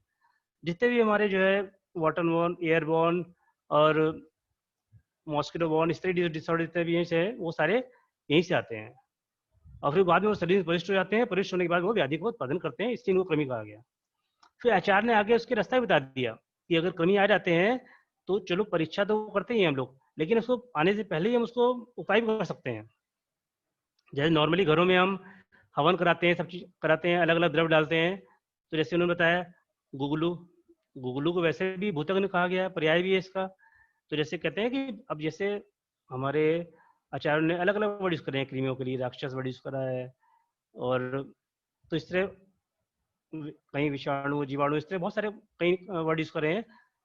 तो उसमें क्या कहते हैं, जैसे इन सब चीज़ों को भगाना है हमें, तो भगाने के लिए क्या करना है हमें कि गुगलू पीला यानी पीलू, नलद वर्ड यूज करा गया है जटामांसी के लिए, औक्षगंधी यानी कि और प्रमंदनी यानी कि जो है आपका मल्लिका, ये सारे द्रव्य हैं, औषध द्रव्य हैं, इन सबको जो है इनका हमें धूपन करना चाहिए। इनका धूपन करने से क्या होगा, वो जल से, इसमें वर्ड लिखा गया तत्परेत आप रसा प्रतिबद्धावतन, तो उन्होंने कहा कि गूगल पीला नलद औषधगंधी प्रमंदनी, इनका अगर वो धूपन यूज करें और इसको यूज करा जाए तो उसकी वजह से जल से होने वाले सारे जो है वो कृमि का नाश हो जाता है। तो भी हम परीक्षा के तौर पे इसको कर सकते हैं। वैसे हमारे आयुर्वेद में कृमि तो बहुत सारे बताए गए हैं, तो उसमें कृमि में पुरुषिश कृमि जो बताए गए हैं, जैसे ककेरु मकेरु ससुराद सशुलग, ये सब क्या है बताया तो क्या है, इनके बारे में बहुत ज़्यादा डिस्क्रिप्शन नहीं है, तो हमें इनके बारे में भी थोड़ा सोचना चाहिए कैसे करना है। जो मोस्ट कॉमनली हमारे पुरुषिश जो है चरक, आचार्य चरक ने तो 5 बताए, लेकिन सुश्रुत ने 2 एक्स्ट्रा बताए, उनको आगे बताऊंगा आपको। उससे पहले थोड़ा सा बता देता हूँ कि पुरुषिश कृमि जो है कैसे आते हैं, तो उसमें अन्नपान कैसा रहना चाहिए। तो मांस यानी उड़द आदि के पदार्थों का सेवन करना, पिष्ट मल आदि का सेवन, पिष्ट अन्न का यानी कि गेहूं के जैसे बनी प्रिपरेशन जैसे मालपुआ आदि का सेवन करना, लवण का ज़्यादा सेवन करना, गुड़ का सेवन करना और शाक आदि का सेवन करना जो है वो पुरुषिश कृमियों का कारण माना गया है। इसलिए जैसे कहा जाता है ना, पत्ते आधारित सब्जियां होती हैं वो फायदेमंद होती हैं, लेकिन उनको अच्छे से धोना वो सब जरूरी है, सारे सबसे ज़्यादा कृमि का आने का मार्ग वही माना गया है। इसी के आधार पर जो है पुरुष कृमि की लाक्षणिक परीक्षा भी बताई गई है कि जैसे आचार्य ने बताया कि जैसे पक्वाशय पुरुषता, यानी पक्वाशय में जो ये पूरी जो हमारा मल जो है वो पक्वाशय की ओर जाते हुए नीचे गुद की ओर विसर्पण करता है, अधो विसर्पणा, कृमि जो होते हैं क्या करते हैं वो अधो यानी नीचे विसर्पण करते हैं गुद मार्ग की ओर। पर क्या होता है जब कृमि जब ज़्यादा बढ़ जाते हैं, ज़्यादा बढ़ने से क्या होगा, फिर वो ऊर्ध्व गति हो जाती है उनकी, और फिर वो अमाशय की ओर आ जाते हैं, और अमाशय की ओर आकर उनके श्वास से, अब ये इंपॉर्टेंट पॉइंट है, उनके श्वास से जो हमें क्या है विड गंध आती है, जो उद्गार निकलता है वो मल गंदी होता है, विड गंदी होता है। तो हम इसके आधार पर भी उसकी परीक्षा कर सकते हैं कि हमारा जो है कि पुरुषिश कृमि है कि नहीं है। कि जैसे रोगी है उसका श्वास में कहते हैं ना, हम कई बार कहते हैं स्मेल आ रही है, तो अगर मल की गंध आ रही है, विड गंध आ रही है, या फिर उद्गार अजीब इसमें लेके आता है, तो उसको भी हम इसको मान सकते हैं कि वो कहीं ना कहीं पुरुष है। वैसे तो आचार्य ने वर्ड यूज करे हैं, वैसे हम नॉर्मली बच्चों में देखते हैं जब पुरुष होते हैं या कहीं प्रेमी आ जाते हैं तो उसका चेहरे पे भी नजर, चेहरे पे वाइट स्पॉट्स पड़ने लगते हैं हल्के हल्के, तो वो भी लक्षण माने गए हैं, इससे कर सकते हैं हम लोग। और उद्गार आना और विडगंधी उद्गार आना ये बहुत का मुख्य परीक्षा लक्षण माना जाता है लक्षण रूप से। उसके अलावा रोगी में विडभेद, शूल, विष्टम्भ, काश, पार्श्व, पांडुता, ये सारे रोमहर्ष, अग्निसदन, गुद, कंडू, ये सब लक्षण साथ में मिल सकते हैं। तो अगर रोगी हमारे पास हिस्ट्री लेके आ रहा है इस तरह की कि जो है कि मुझे बार बार गंध मतलब डकारें आती हैं जिसमें दुर्गंध बहुत ज़्यादा होती है, और साथ में ये कि पांडुता या स्त्री जो लक्षण लेके आ रहे हैं विडभेद, अतिसार, शूल और स्त्री जो बताई गई हैं, या गुद में बहुत ज़्यादा कंडू होता है, तो हम कहीं ना कहीं सोच सकते हैं उसको कहीं ना कहीं पुरुषिश कृमि हो सकते हैं। तो उसके अकॉर्डिंग भी हम पहले क्वेश्चनिंग करके हम उस हिसाब से अपने स्टूल को एग्जामिनेशन कर सकते हैं। अब जैसे पुरुषीय कृमियों में आचार्य सुश्रुत ने दो एक्स्ट्रा मतलब बताए हैं। गंडूपत क्रमी नाम दिया उन्होंने, जो बहुत ज़्यादा आज के समय प्रचलित भी है और सबसे ज़्यादा मिलता भी इसमें काफ़ी है। तो गंडूपत क्रमी जैसे मैंने एक डायग्राम भी दिखाए हैं, तो इसमें जैसे उसके फर्टिलाइज एग अनफर्टिलाइज एग दिखाए गए हैं। इसको राउंड वर्म से कंपेयर कर सकते हैं गंडूपत क्रमी को, और ये रक्त वर्ण का होता है। और गंडूपद वर्ण जैसे इन्होंने इसका गंडूपद का एक पर्याय होता है किंचुल्लक भी होता है। ये रक्त वर्ण का किंचुल्लक यानी केचुए के समान लंबे होते हैं, केचुए के समान लंबे होते हैं। और गुद कंडू, इसमें गुद में कंडू बहुत ज़्यादा होती है। साथ में शूल होना, आटोप होना, शक्रत भेद होना, अतिसार होना और जठराग्नि कायापक्ति का नाश हो जाना, ये सारे लक्षण इसके गंडूपत क्रमी के माने गए हैं। तो हमें इसे भी ध्यान रखना चाहिए कि उसमें क्या क्या मिल सकता है। साथ में ये भी कहा जाता है कि जैसे गंडूपत क्रमी है, ये नॉर्मली स्टूल के साथ पास आउट हो जाते हैं। अब इनके बेसिकली जो पास आउट होते हैं ओवा और सिस्ट पास आउट होते हैं। अब ओवा सिस्ट कहीं भी, जैसे अब तो चलो इस तरह स्वच्छता अभियान चल रहा है तो शौचालय सब जगह बन गए। पहले जैसे ओपन शौच होता था तो वहां पर पड़े रहते थे, और फिर जैसे आदमी वहां से गुजरा तो उसके पैर में चिपक गए। चिपकने की वजह से क्या होता था, वो ओवा या सिस्ट उसके जो है आ गए और साथ में जो है घर में आ गए। घर में आकर फिर कहीं ना कहीं इसको इन्फेक्शन कर दिया, तो इससे समस्याएं ज्यादा होती थी। अब ये केस थोड़े से कम हो गए हैं, इसको भी हमें रूल आउट करना चाहिए। इसी तरह जो दूसरा कॉमन क्रमी है वो चुल्लू क्रमी बताया आचार्य सुश्रुत ने। चुल्लू बताया, जैसे हम चुल्लू को जैसे पिन वर्म भी बोलते हैं, और इसका जो कॉस्टियोनिन बताया गया एंट्रोबियस वर्मिकुलरिस। और जैसे हमने दो तरह के बताए गए कि जैसे इसको अगर एक सिंपल हमने सैंपल लिया तो इस तरह एक्स दिखाई देंगे इसके, और एक मेथड होता है ट्रांसपेरेंट टेप मेथड, ये डायरेक्ट ये रहता है। अगर उसको देखेंगे तो हम देखेंगे जैसे इसका वर्ण आचार्य बताया चुल्लू क्रमी का बिल्कुल वैसे ही बीजांकुरों की तरह दिखाई दे रहे हैं। और इनकी लेंथ भी क्या होती है, अर्ध जौ के समान लंबे होते हैं। जैसे हाफ जौ होती है उस तरह जौ के समान इसको माना गया है। तो इनको भी हमें, और इसमें क्या होगा खासतौर से ये कृमि जो है बच्चों में ज़्यादा पाए जाते हैं। जैसे बच्चे जो है गुद कंडू की बहुत अति गुद कंडू से होता है, तो उसकी वजह से क्या होता है वो इन्फेक्शन बढ़ता रहता है। तो उसको भी हमें रूल आउट करना चाहिए, और ये भी हिस्ट्री में इंपॉर्टेंट लेना चाहिए कि आपको गुद कंडू होता है तो कितना किस लेवल का होता है, तो वो भी जो है उस चीज़ को हमें ऑब्जर्व करना चाहिए। तो इससे आइडिया लगा सकते हैं कौन सा कृमि हो सकता है। और कृमि तो वैसे बहुत सारे हैं, पर अभी मैंने दो ही कृमियाँ ली हैं जो हमारे ज़्यादा कॉमन मिलते हैं। उसके बाद ये तो सारी परीक्षा हो गई, तो अब मल की लास्ट में महत्ता बता रहा हूँ कि मल की महत्ता है क्या। तो जैसे हमने शुरू में एक वर्ड यूज करा था कि जो है क्षय में बताया था कि क्षय में स्त्रवण होता है, तो वही सेम चीज़ यहाँ बताई जा रही है कि राजमा का रोग जब हो जाता है तो उस समय जो अग्नि होती है वो अन्न को पचाती है, और उसका अधिकांश भाग जो होता है वो मल बनता रहता है। और साथ में मल में क्या होता है, रस अंश शेष ही रहता है। इसीलिए आचार्य चरक ने बहुत अच्छी बात कही थी कि मल हमारे जो है लिए उससे जो राजमा का रोगी है उसके लिए विड ही उसका बल है। क्योंकि इसमें होता क्या है, सभी धातुओं अच्छे हो चुका होता है। जब सब धातुओं अच्छे हो जाएगा तो क्षय होने से क्या होगा कि जो है जो धातु पोषण नहीं हो पाएगा शरीर का, तो उसमें उसके मल को ही परीक्षा बताया गया है कि उसके मल की ही रक्षा करनी चाहिए। इससे रोगी जो राजमा रोगी है वो अपने मल के बल के कारण ही जीवित रहता है। तो ये बहुत इंपॉर्टेंट बताई गई, पुरुष का रक्षा करना ही जो है वो राजमा का मुख्य धर्म होता है। ऐसे ही मल की महत्ता बताते हुए दूसरा मल से हमें अग्नि की स्थिति का पता लगता है। अगर अति तीक्ष्ण अग्नि है तो जो हमारा स्टूल होगा या मल होगा वो पिंडित होगा यानी बंधा हुआ होगा और शुष्क आएगा। तो अगर रोगी का मल पिंडित आ रहा है, शुष्क आ रहा है, तो हम उससे आइडिया लगा सकते हैं कि उसकी अग्नि बहुत तीक्ष्ण रही होगी। ऐसे ही अगर बहुत द्रव आ रहा है तो उसके लिए अग्नि मंद अग्नि का वो डिनोट करता है। ये सारे रेफरेंस जो है योग रत्नाकर जी ने बताए हैं। और साध्यता का भी निर्धारण कर सकते हैं। अगर जो है मल दुर्गंधयुक्त आ रहा है और चमकदार आ रहा है तो ऐसे मल को हम असाध्यता का लक्षण माना गया है। तो ये इन्होंने मल की महत्ता बताते हुए कुछ रेफरेंस मैंने कलेक्ट करे हैं जिसको बताया है। ये कुछ इंपॉर्टेंट फैक्ट्स हैं मॉडर्न अकॉर्डिंग। वैसे तो मैं स्टार्टिंग में सब चीज़ें डिस्कस हो चुकी हैं कि हमें स्टूल की लिक्विड स्टूल में क्या क्या मिलता है, प्रोटोजोन सिस्ट इंस्टीट्यूट लेना चाहिए, और हेलमेंथीज एग्स होते हैं वो लिक्विड फॉर्म स्टूल पाए जाते हैं। जैसे कि हम स्टूल ला रहे हैं तो हमें क्या ऑब्जर्व करना है उसको ध्यान रखना है। जैसे हमने पहले स्टार्टिंग में बताया भी है कि लिक्विड स्टूल है, द्रव स्टूल है या फॉर्म्ड स्टूल है, तो उसमें LM3 को चेक करना चाहिए। और बाकी एक पिन वर्म के लिए बताया था, pin worm seen at the surface and tape forms in the interior of the stool. जैसे हमने टेप मेथड बताया उसके लिए पिन वर्म के लिए, तो आपको डायग्राम भी दिखाया था, तो उसके अकॉर्डिंग चेक कर सकते हैं।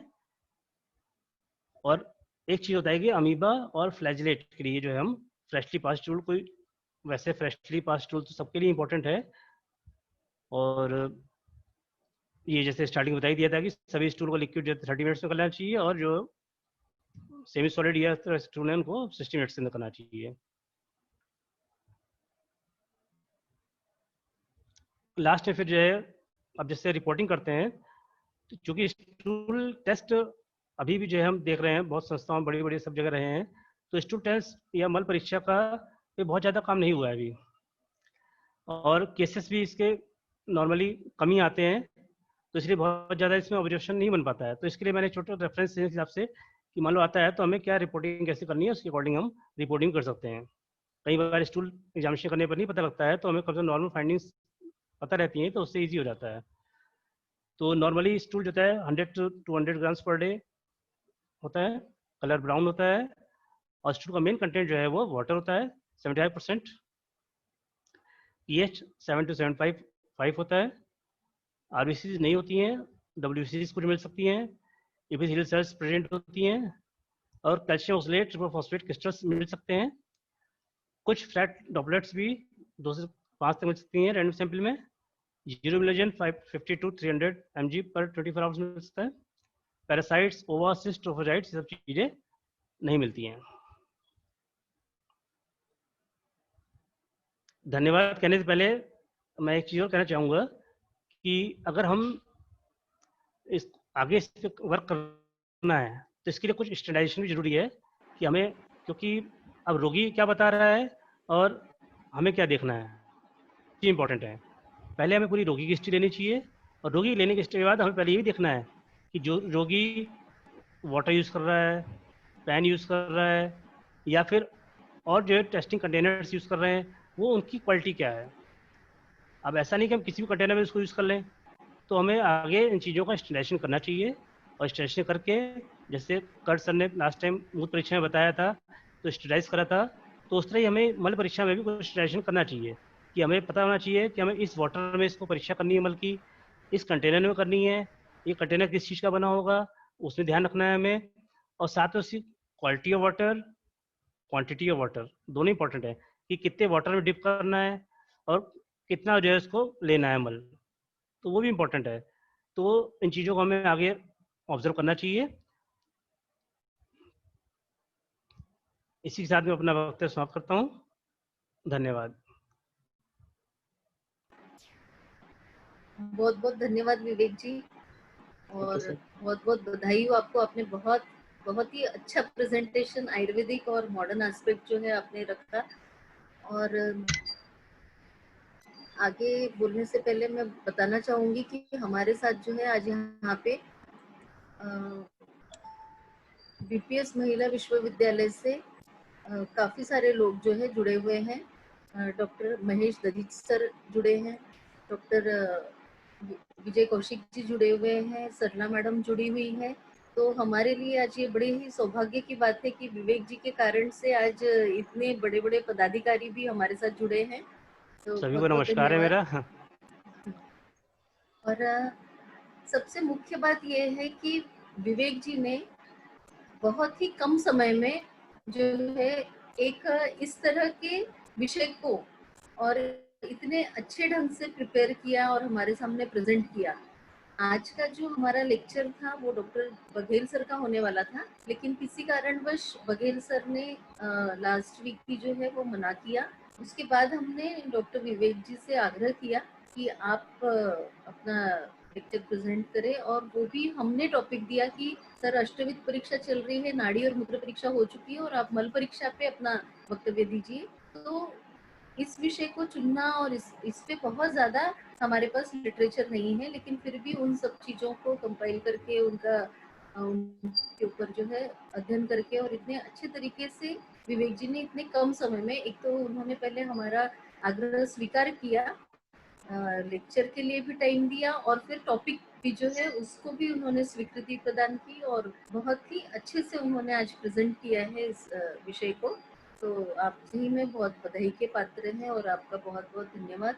मैं अगर पवन जी है यहाँ पे तो मैं पवन जी से आग्रह करूंगी कि वो पहले अपने 2 शब्द रखें। पवन सर। Hello hello sir. आप हेलो सर पवन सर।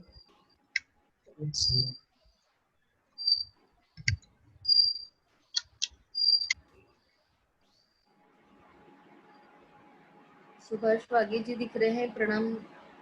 नमस्कार मैडम। नमस्कार सर। नमस्कार नमस्कार सर प्रणाम। विवेक जी नमस्कार। और मेरी kindly accept congratulations from my side for excellent presentation of the subject. Thank you sir. Can sir we पर मैं कहना चाहूँगा सर कि आपने बहुत अच्छा काम कर रखा है इसके ऊपर।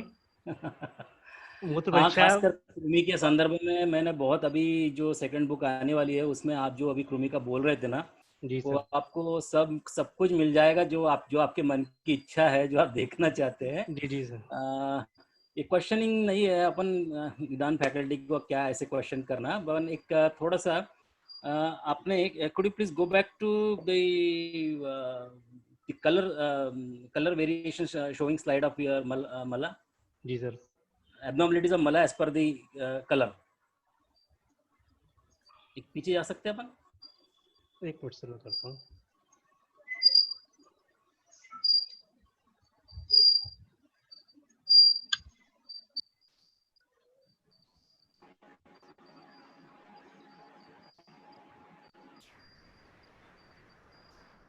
वर्ण के हिसाब से मल प्रवृत्ति।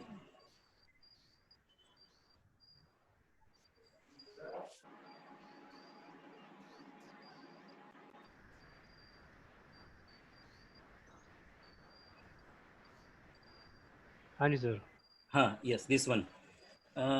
यहाँ ये तो अच्छा इंक्लूड हुआ है कृष्ण कुंभ कामला कृष्ण वर्ण में। बट ये रक्त वर्ण में कामला एक चीज यहाँ छूट गई। मैं वो जस्ट उसका ध्यान आकर्षण करना चाहता था, बाकी और कुछ नहीं। रक्तवर्ण तो कामला रक्त पीत भी बताया है और कृष्ण भी बताया है कामला में वो। और कृष्ण वर्ण कामला। बट वो एक चीज आप इसमें इम्पोर्टेंटली थोड़े 2 शब्द मुझे लगा। हेलो हाँ सर आवाज आ रही है आपकी। हाँ एक चीज जो इम्पोर्टेंटली मिस हो गई है वो शाखाश्रित कामला की मिस हो गई है, जिसमें आवाज ओवरलैप हो रही है कुछ तो। करिए सर, बात करिए, कोई बात नहीं। हाँ तिल जो शाखाश्रित कामला है उसमें तिल पिष्ट निभ मल प्रवृत्ति मिलती है, वो एक आप डालना भूल गए हैं यहाँ पे। सर शाखाश्रित को इधर शुक्र वर्ण में दिखा दिया है उसको। जो हाँ तिल पिष्ट सन्निभम मानते हुए उसको थोड़ा हाँ लिया है शुक्र वर्ण में। चलो ठीक है, वही पेल स्टूल सी होती है, कोई बात नहीं। हाँ वो क्लियर कलर हो जाता है तो कलर जो है वो ऐसे बताया ना श्वेत तिल के समान जैसे माना गया है जो। तो उसको जस्ट एक बहुत सारे लोगों को वो आदत है कि तिल पिष्ट निभ एक we are used to that terminology, वो एक उसमें ऐड कर दीजिएगा तो और भी अच्छा उसका इंप्रेशन अच्छा रहेगा। हाँ सर अवश्य ऐड करेंगे। हाँ दूसरी बात इसका गंध में जाएंगे। हाँ सर जी सर। हाँ कुनुगंधी तो ठीक है, सन्निपात जतिसार ये तो माला एब्सॉर्प्शन सिंड्रोम और मैलिग्नेंट ट्रैक मैलिग्नेंसी में होती है, मैलिग्नेंसी में। दूसरा जो है ये जलोदर महत्पुति गंध। ये जलोदर could you please explain the relationship between that Krishna Mala Pravrutti in Kumbha Kamla and Mahatputi Gandha in Jalodhara? Sir महत्व जैसे अपना ये होता है ना प्यूरिफाइड स्मेल, बहुत एकदम एक तरह से गंदी जैसी स्मेल आती है, इस तरह की स्मेल आना जलोदर में माना गया है। हाँ और देखने को मिलता है बहुत ऐसी इतनी बहुत मिलता है। बहुत साल और काम किया, इतना पेशेंट के साथ पास खड़ा भी रहना नहीं होता, इतनी बांस मारती है बहुत बात आती है इसमें जलोधर के रोगी में उसकी। तो। और यानी जैसे वो क्या है कि जब उसको मेलिना होता है, मेलिना जी यानी ब्लैक पहले टेरिस्टूल। इसोफेजियल वायरसेस फूट जाते हैं, बाद में वो ब्लड नीचे जब इंटेस्टाइन में आ जाता है तो वो ब्लैक कलर का हो जाता है। ब्लैक कलर का होता है। ब्लैक कलर का होने की वजह से ही वो उसमें कुंभकामला में वो कृष्ण शकृत मिलता है, और वही और इसमें ये जलोदर भी पोर्टल हाइपरटेंशन की वजह से होता है। और ये वो जो ब्लैक कलर की स्टूल ही जब नीचे आती है ना, वही वो महत्पूती गंध, इतनी पूती गंध, इतना गंद, इतना बेकार गंध है कि बन के बहुत ना गंदा बन। आता है सर, ये तो सर ऑब्जर्व तो भी करा है हमने इसको तो। हाँ हाँ हाँ, यही यही इसको तो एक दो बातें थी बस। नहीं बाकी नहीं बहुत सर, अच्छा लेक्चर रहा, बहुत नहीं ही नहीं बढ़िया। थैंक यू आगे सर, बढ़िया थैंक आपका। यू संजय सर, आगे सर। मुझे लगता है अब हमें जी मैम। कंक्लूड करना चाहिए। क्वेश्चंस तो वैसे हमें नहीं मिले हैं कोई भी प्रश्नोत्तर के लिए। अब वागे मेरा सर जो ने है जो अपने इनपुट्स दिए उसके लिए बहुत बहुत धन्यवाद डॉक्टर वागे। और सर्वप्रथम मैं विवेक अग्रवाल जी का धन्यवाद करना चाहूंगी कि उन्होंने बिल्कुल क्राइसिस के समय हमारा साथ दिया, और इमरजेंसी में जो है हमारे आग्रह जो थी, हमारे विनती को स्वीकार करते हुए और इस क्लिष्ट विषय को एक्सेप्ट किया और बहुत अच्छे से प्रेजेंट किया। तो विवेक अग्रवाल जी, आपका बहुत बहुत धन्यवाद। धन्यवाद। आज मैं एक निवेदन रखना चाहूँगा अपने सभी लोगों से। अब चूंकि अभी मैं तो यूजी इंस्टीट्यूट में हूँ, तो मैं चाहता हूँ कि जो हमारे पीजी इंस्टीट्यूट में जैसे व्याडगी सर, कर सर और जो बड़े इंस्टीट्यूट पीजी इंस्टीट्यूट्स में हैं, वो थोड़ा सा अच्छी परीक्षा के ऊपर और काम कराएं, जिससे कि थोड़ा सा और इसमें डेवलपमेंट हो, क्योंकि हम लोग तो बहुत ये। जरूरी है, क्योंकि हम हाँ लोग बहुत बड़े बड़े व्याधियां और बहुत बड़ी बड़ी चीजों पे तो बहुत काम कर रहे हैं, लेकिन जो ये बेसिक चीजें आयुर्वेद की देन जो है और ये जो हमारी अपनी पूंजी जो है, हमें इसको विकसित करनी चाहिए। तो इस जी पे कार्य करना बहुत जरूरी है। जैसे मूत्र परीक्षा है, हमारे नागपुर में एक धर्माधिकारी डॉक्टर थे, वैद्य थे, तो वो पेशेंट को केवल मूत्र लाने के लिए बोलते थे, और वो केवल मूत्र को देखकर, सुबह का मूत्र जो है बॉटल में पेशेंट लाता था और वो केवल मूत्र को देख करके डायग्नोसिस करते थे और ट्रीटमेंट देते थे। तो जी जी ऐसे पुराने हमारे आचार्य रहे हैं जो केवल इन चीजों को देख करके डायग्नोसिस करते थे और चिकित्सा करते थे। तो हमें अपने इन चीजों को विकसित करना है और इसी में हमें अपनी आइडेंटिटी मिलेगी। तो ये आपने बहुत सही बात कही है। हाँ, बस जो तो हमारे आगे इतने हमें पीजी इसको इंस्टीट्यूट, जो हमारे साथी जो है पीजी इंस्टीट्यूट में काम कर रहे हैं, वो एक बार थोड़ा सा साम इसको। विराम मल की जो महत्ता है, जो जल निमज्जन परीक्षण बताया गया है, तो इसको भी आगे जो है काफी हम इसको आगे बढ़ा सकते हैं। हाँ वेडी सर नमस्कार। नमस्कार सर, हाँ जी, नमस्कार। हाँ आपके जी, लेक्चर अच्छा बैठिए। रहा, और आपने धन्यवाद सर। प्रयास किया कि जितना भी मटेरियल कलेक्शन करने के लिए आपने यथासंभव प्रयास किया है। जी इसमें मेरा एक ऑब्जर्वेशन ये था कि जो जल निमज्जन वाला जो शब्द आपने यूज किया है, जी तो कहीं शास्त्र में जल निमज्जन करके एक शब्द नहीं है। नहीं, कहीं नहीं है सर, शास्त्रों में ये नहीं है। सेल्फ क्रिएटेड है। हाँ, ये शब्द क्योंकि सर हाँ, सब। ये स्वयं क्रिएटेड होगा। जी नाम निराम परीक्षा ही दी हुई है, वो क्योंकि किसी हाँ, सर आचार्य ने अपने बुक में जो क्यों, है जल निमज्जन परीक्षण करके उसको क्योंकि सर मैंने डाला है। मल के बारे में सारा ऑब्जर्व करा, तो मैंने देखा हर बुक में एक या हाँ, 1.5 पेज से ज्यादा कहीं भी कोई वर्णन नहीं है, और सब में ऑलमोस्ट सब सेम था।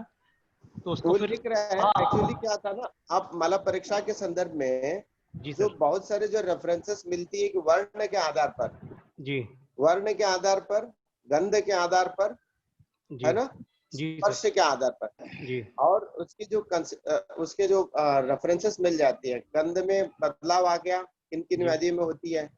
वर्ण में बदलाव आया, किन किन व्याधि में होती है। पुरुष की गंध, पुरुष की वर्ण, पुरुष की स्पर्श, जब पुरुष पास करते वक्त शीत स्पर्श हो रहा है क्या, सब उष्ण स्पर्श हो रहा है क्या, तो वो अलग अलग उसमें जो गुण के आधार पर आपका वर्णन किया गया है। तो वो वाला भी शायद आपने वो एरिया टच नहीं कर पाया लग रहा है। बेसिकली सर कुछ आपने एग्जांपल्स तो जरूर दिए हैं। जी तो उसमें योग रत्नाकर में भी जो तीन ही वात दोषानुसार उसने लिख के छोड़ दिया है कि वात पित्त और कफ वाले पे और सन्निपात वाले में हाँ जी स्थूल का जो कैसा रहता है उतना उसको करके उसको छोड़ दिया है। वो तो स्थानिक, वो तो अस्त स्थान परीक्षा नहीं है, अस्त स्थान निरीक्षण, अस्त स्थानीय निरीक्षित आसान वाला जो अच्छा। लिया है। जी तो स्थूल को देख के उसको निरीक्षण करना चाहिए कि क्या उसमें ऑब्जर्वेशन मिल रही है। जी तो अब उसके साथ में एक जो आम वाला, जो आम पुरुष वाला की जो बात करेंगे, तो उसमें बहुत सारे जो अनडाइजेस्टेड मटेरियल जो स्टूल में पाई जाती है, साथ साथ में जो उसके साथ it has been affected with the helminths infections हो गया है, बैक्टीरियल इन्फेक्शंस हो गया, तो उस पर्टिकुलर कंडीशन में भी उसमें जो कॉमन जो आम का जो गुण बताते हैं, दुर्गंध है, ज्यादा मात्रा में आ रहा है, कलर में उसके बदलाव आ गया है ना, तो थ्रेड की तरह आ रहा है, उसको बोलते हैं ना कि स्तोक थोड़ा थोड़ा सा करके निकल के आ रहा है, शुष्क आ रहा है, और वो जो कंसिस्टूल का कंसिस्टेंसी हार्ड हो गया या थ्रेड की तरह आ रहा है, तंतुबद्ध जो उस तरह तंतु का बता शब्द रहा है, है। तो उस तरह का जो रेफरेंसेस तो उसको, हाँ, उसके पुरुष के अंतर्गत में वो मिल जाता है। हाँ तो सर, वो उसको भी व्याधियों आप में, अलग कवर अलग कर लेंगे, व्याधियों में तो सर, मेरा ख्याल से इसका जितना हाँ, अलग अलग व्याधियों में अलग अलग अलग अलग व्याधियों को बात सर, वो अलग व्याधियों वाला पोर्शन मेरा थोड़ा सा अभी समय नहीं था, तो मैं चाह रहा था अलग अलग व्याधियों पे भी इसको अलग करा जाए, पर वो 5 दिन हाँ, के अंदर। चलिए, वो भी तैयार करके रखिएगा, हेलो तो फ्यूचर जी में सर। कभी और मौका मिलेगा तो उसको कंटिन्यू कर लिया जाएगा। हेलो जी सर, जी सर। हेलो ठीक ठीक ठीक, हेलो, ओके। मैं कुछ बोल लूँ? Thank you sir. हेलो, हाँ जी सर। मैं डॉक्टर कर बोल रहा हूँ। हाँ जी हेलो, हाँ सर। हाँ सर, नमस्कार। बढ़िया। हाँ जी सर। नमस्कार नमस्कार। एक्चुअली मैं थोड़ा सा दूसरे काम में बिजी होगा, इन होकर मैं सुन नहीं पाया, लेकिन जो डिस्कशन से मुझे पता चल रहा है कि ये जो पुलिस पे भी मैंने काम किया है, उसके ऊपर जी जैसे ही सर। मूत्र पे किया, ऐसे पुलिस पे भी काम किया है। जो डॉक्टर ब्याडगी जी ने बताया अभी ना, वो जो फिजिकल एग्जामिनेशन ऑफ स्टूल, जैसे जी बर्न जी के हिसाब से और गंध के हिसाब से, इसमें ना ये ऑलरेडी मैंने पब्लिश कर चुका हूँ, उसको आयु आयु में पब्लिश हुआ है। हाँ सर, ये देखा था डॉक्टर मैंने वो भी। राजेश, हाँ, डॉक्टर राजेश यूपी ने काम किया है इसके ऊपर। तो और जल निमज्जन पुलिस परीक्षा की स्टैंडर्डाइजेशन करने का भी काम किया है हम लोगों ने। जी सर। और उसमें हमने ये कंक्लूजन ड्रॉ किया कि केवल जल निमज्जन करके हम आम निराम नहीं कर सकते, है ना। सकते हैं सर। तो उसके साथ अग्नि परीक्षा मस्ट है। तो हमने अग्नि plus pH plus undigested material plus जल निमज्जन, तीनों को मिला के हम फाइनल डिसाइड कर सकते हैं कि ये जी आम सर। स्टूल है कि निराम स्टूल है। तो कभी मौका मिलेगा तो फिर दोबारा इसको हम प्रेजेंट कर सकते हैं, ठीक है। हाँ सर, इसका जैसे आपने इसको मूत्र कभी, का, जैसे आपने सर जो है मूत्र का स्टैंडर्डाइजेशन कर रहा है, इसका भी करिए कुछ। ये स्टैंडर्डाइजेशन हो चुका है जल निमज्जन का। अच्छा अच्छा अच्छा। ये कर हम लोग कर राजेश यूके ने अभी उज्जैन में है, उन्होंने अच्छा पूरा अच्छा थीसिस इसी पे किया है, जल निमज्जन स्टैंडर्डाइजेशन और पुलिस परीक्षा हम लोगों ने थीसिस किया है अच्छा। इसके ऊपर। ठीक है तो इसको सर करिए। नमस्कार। कभी आगे कभी मौका हाँ सर, इसको कभी मौका करिए तब मिलेगा इसको। तो फिर हम करेंगे, ठीक है। जी सर, धन्यवाद कर सर। सर नमस्कार। एक आध बार अभी मल परीक्षा पे भी हमको हाईलाइट कीजिएगा। Okay, sure sure. हाँ। अच्छा, सेकंड बात, Vivek sure ji, sure. I see no problem in using the word jal nimajjan. You have used it very rightly and absolutely right. There is no problem in using jal nimajjan. It's a proper word to use. जी या और secondly जो उष्ण परीक्षा शीत परीक्षा करने को लगाया है, वो आचार्यों की गाइडलाइन हमने फॉलो करनी चाहिए। उसमें जैसा कि आपने बताया जी, वो पेशेंट को पूछ के करना चाहिए। जैसे आचार्य ने बताया कि रसना न तो स्वर रसना, वो खुद के रसना से नहीं, पेशेंट के दूसरे पेशेंट के हिसाब से। चीटियां लग रही है तो उससे अंदाज करो। तो यही पेशेंट को पूछ के भी शीत कैसा, वो स्पर्श कैसा है, वो ये पेशेंट को मल पूछ परीक्षा में के। काफी बात पेशेंट पे बहुत डिपेंड है, प्रश्न पर। ऑब्वियसली वो आपने सही बताया सर, उसमें कोई प्रॉब्लम नहीं है। जल सर मैं कुछ निमज्जन इनपुट्स मैं भी देना चाहता हूँ। Hello sir. जल हाँ जी निमज्जन सर, वार्ड को यूज करने में कोई दिक्कत नहीं है, वो तो जल में डूबा है और एक जल में डूब ही वार्ड रहा है है। सर। हाँ सही बात हाँ, निमज्जन में से डूबना है, है जी। तो उसको अगर शास्त्र में नहीं है तो जल ने सीधे लिखा है तो श्लोक में, तो उसको हमने वार्ड तो सिनोनिमस वार्ड तो यूज कर सकते हैं, इसमें दिक्कत नहीं है उसमें, जी सर। मेरे हिसाब से। ठीक है sir. Madam. Hello sir. Hello sir. हाँ सर, बोला ना। हेलो बोलिए सर। सर। हाँ हाँ हाँ सर। सर मैं कुछ इनपुट्स देना चाहता हूँ apart from this Ayurveda. Ayurveda में अभी जो आप सब लोग डिस्कस कर रहे हो, उससे मुझे एक चीज याद आ रही है कि stool itself is a mirror for your health. वो अपने हेल्थ का एक आईना है। और जितने भी जो वाइल्ड लाइफ से रिलेटेड लोग हैं, जो किसी एनिमल से रिलेटेड किसी चीज को अगर वो पढ़ना चाहते हैं, तो उसका हैबिटेट और उसका डाइटरी फूड अगर जानना चाहते हैं, तो पहले उसको उसका मल परीक्षण को ज्यादा प्रेफर करते हैं। इवन इन एनिमल किंगडम वो जो मल होता है, वो उनके फेरामोन्स वाला एक बहुत जरूरी आईना होता है। तो ये मल उनकी बाउंड्रीज को क्लियर करता है कि जैसे कि किसी लॉयन की टेरिटोरी है तो वो मल मूत्र का त्याग उस बाउंड्रीज पे करता है, और उस बाउंड्रीज पे वो मल मूत्र का त्याग करने के बाद द राइवल जो होता है वो अगर वहां पे आता है तो वो केवल मल मूत्र को सूंघ कर, उसके फेरामोन्स को जानकर वो जान लेता है कि how he is built of, what is his immunity and how short tall he is and what age he is current having and what illness he is, जिसकी वजह से वो उसे हरा पाता है या नहीं हरा पाता है। तो ये फेरामोन जो होता है ये बहुत जरूरी है। और इसी से रिलेटेड हमारे आयुर्वेद में वृष दुर्गंध जो बीमारी का कारण बताया है गंध परीक्षा में, और विश्र गंध जो प्रॉपर मलमूत्र का गंध होता है वो वाला गंध यहाँ पे अंकित किया गया। तो ये फेरामोन और फेरामोन से रिलेटेड वाले जो फैक्टर्स है ये आपके हेल्थ को बताते हैं, और इसी वजह से हम मल का माइक्रोस्कोपिक एग्जामिनेशन से ज्यादा हम उसका फिजिकल एग्जामिनेशन को ज्यादा वैल्यूएट करते हैं। मल एडियर हो रहा है या नहीं हो रहा है टू द कंटेनर, फिर उसी के म्यूकस के हिसाब में हो बैसिलरी डिसेंट्री है, एमीबिक डिसेंट्री है, वो वाटरी है, सेमी सॉलिड है, वो ग्रहणी वाला सेमी सॉलिड विथ वाटरी है, वो ग्रथित है, वो वात वाला ग्रथित है। अगर वो विष्टम्बी होगा उसको फोड़ दिया जाए तो तुरंत बहुत सारा बदबू वहां पे आ सकता है। तो कृपया ये चीज मॉडर्न के साथ अगर हम देखने जाए तो उन्होंने उसके साथ एक ही चीज जोड़ा है, वो है फेरामोन। और फेरामोन जो होता है उस व्यक्ति का खास essence of the body which give his physical fitness. So that's input from my side. Thank you. Thank you doctor Sandeep, बढ़िया आपने भी दहलेकर जी। बहुत ही वैल्यूएबल चीज बताई है। Thank you, sir. सबकी इनपुट से कुछ आउटपुट निकलेगी। कि हमने आज एक ऐसा विषय चुना जिसके बारे में हम सब अकेले अकेले में सोचते कि बहुत ज्यादा कुछ नहीं है, लेकिन आज कलेक्टिवली जब हम लोग बैठे हैं तो सबने अपने अपने इनपुट्स शेयर किए हैं, अपने अपने एक्सपीरियंसेस और अपना अपना ज्ञान इसके बारे में जो है शेयर किया है। तो ये बहुत अच्छी बात है। ये विद्वत संभाषा इसी तरह से होनी चाहिए कि सभी लोग अपना भी जो नॉलेज है उसको शेयर करें।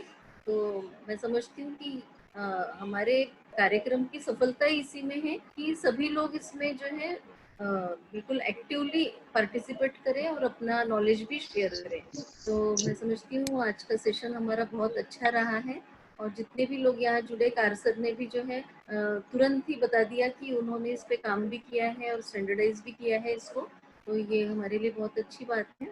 तो doctor Sandeep Dahilekar sir, Subhash Waghe sir, Anoop Bais sir और संध्या बाग मैडम हमारे साथ हर बार जुड़ रही हैं, मैं उनका नाम लेना भूल जाती हूँ। आज जो आपके इंस्टीट्यूट से डॉक्टर महेश ददीत सर, हमारे विजय कौशिक जी, सरला मैडम जुड़े, सभी का धन्यवाद करना चाहूँगी। पवन सर प्रणाम। हेलो पवन सर, सर अनम्यूट कीजिए, आपको सर अनम्यूट कीजिए। पवन सर शायद कहीं बिजी हैं। हाँ सर को सर का लेक्चर था सवेरे। सर ज्वाइन हो गए। सुभाष जी नमस्ते। नमस्कार सर, नमस्कार। अतुल सर भी आज कहीं तो भी ट्रैवलिंग में हैं, तो वो भी नहीं जुड़ पाए हैं। बाकी जितने लोग आज यहाँ जुड़े हैं तो उन सभी का मैं धन्यवाद करती हूँ। और आज का सेशन जो है, नेक्स्ट लेक्चर जो है हमारा डॉक्टर अनूप बैस सर का है, और न्यूरोलॉजिकल डिसऑर्डर्स का क्लिनिकल एग्जामिनेशन जो है वो इस विषय पे अपना व्याख्यान प्रस्तुत करेंगे। नेक्स्ट लेक्चर सैटरडे को ही होगा 1 बजे से। Next lecture Saturday. Thank you academy Rog Nidan for giving me this opportunity. नमस्कार। Thank you sir. Thank you everyone. Thank you everyone. Everyone. Close कर दें? हाँ sir. Okay sir, bye. Okay, thank you. Thank you sir, thank you.